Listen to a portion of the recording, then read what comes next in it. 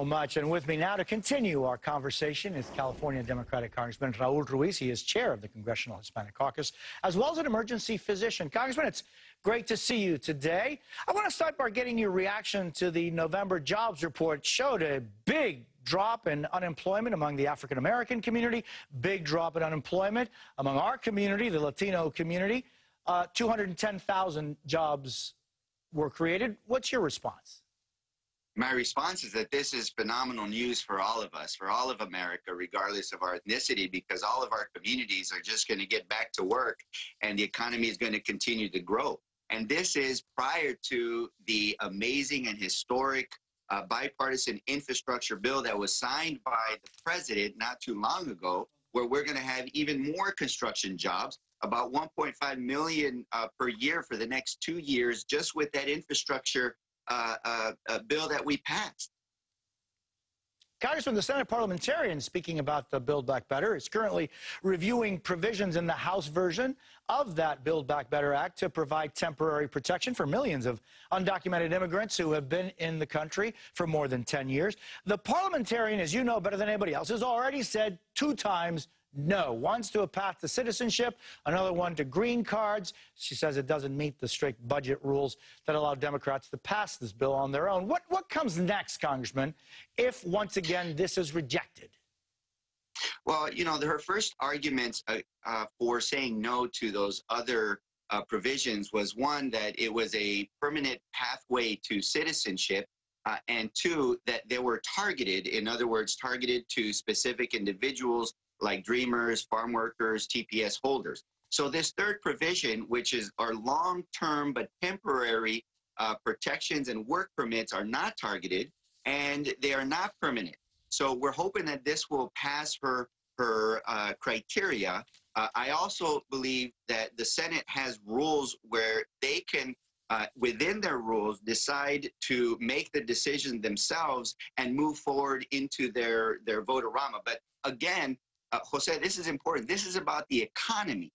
Passing this work permit and protections will provide a stable workforce. It will add over 500,000 more jobs to our economy. It will boost our GDP by 1.7 trillion over a decade. This is good for America. This is good for American families. It will create more solvency into our Medicare and Social Security as well. So this is the right thing to do for our economy.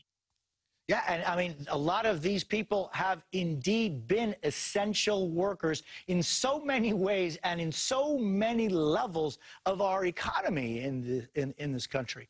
Hey, Congressman, I want your thoughts on this. The White House, as you know, announced yesterday that the U.S. and Mexico have agreed to restart the so-called Remain in Mexico policy that the Trump administration created. A court mandated that President Biden's administration restart it, requires certain people seeking asylum in the U.S. to remain in Mexico while their cases are pending.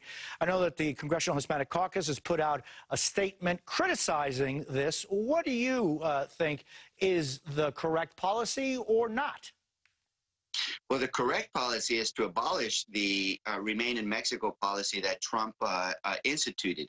It is cruel and inhumane for this reason, that you have individuals, families, women, children that are stuck in a location in limbo that are vulnerable to coyotes or to cartels. We've heard of violence, of kidnapping, of murders, of rapes, and recruitment of young individuals by force into their gangs.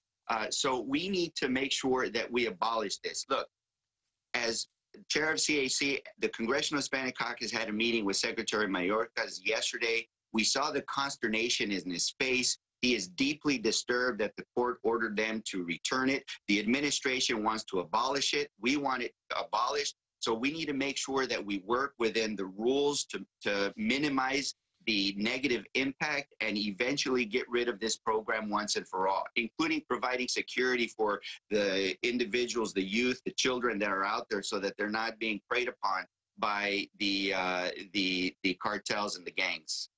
Congressman, besides being a congressman, you're also an emergency physician. When it comes to coronavirus, your community has done particularly well with vaccines and access to all kinds of help. But what can they do now to make sure they stay protected with the new variant? Well, it's very important, and this is why I will say the Omicron variant is still a mystery to us. We suspect that it has higher transmissions. In other words, more people can get infected, and we're getting into the winter time where the virus thrives in cold and humid climate, as well as the holidays where people are going to be gathering. But we don't know if it's more severe or less severe, and we still are not sure how effective the vaccines are going to be against this Omicron. So the most important thing that we need to do is to get our boosters as soon as possible, and those that have not been vaccinated to get vaccinated, because with the booster, you'll be more protected against this new variant. And then just realize that we're not done with the pandemic. So maintain the proper pandemic hygiene. In other words, wash your hands frequently, wear a mask. If anybody has any cold-like symptoms, get tested. We need a test so that you identify whether you have it. And if you have it, quarantine, be isolated, separate yourself from your loved ones, or else you're going to transmit the virus to them. Congressman Raul Ruiz, it's always a pleasure to see you. Let's continue our conversation in the following days, weeks, and months, shall we? We will. Thank you. Appreciate that. Still ahead, Alec Baldwin reveals new details about the fatal